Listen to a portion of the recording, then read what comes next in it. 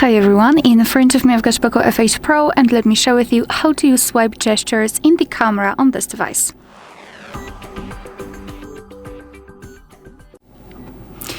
So first of all, let's open the camera app, and basically to control the camera we've got let's say 3 different gesture types.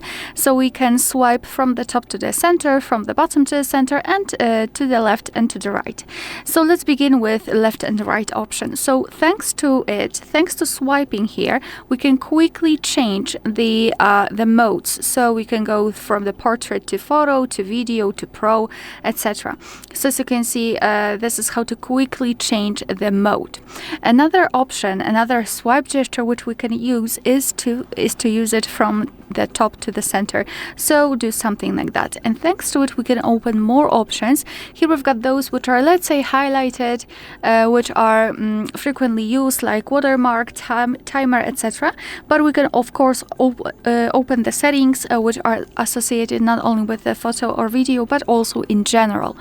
Another thing which we can do is to swipe from the bottom to the center, something like that, and we can open more modes. So you remember, we were swiping to the left and to the right to change the modes. However, those modes are not the all modes which we can use. So swipe your finger from the bottom to the center like that, and here we've got more options like slow motion, time-lapse, long exposure, and panorama. We've got also this edit option, so we can add specific sections. I mean, we can rearrange them, etc. It's completely up to you. And another thing which we can also do here is again the gesture from the bottom to the center, but we can open the wheel, thanks to which we can change the zoom.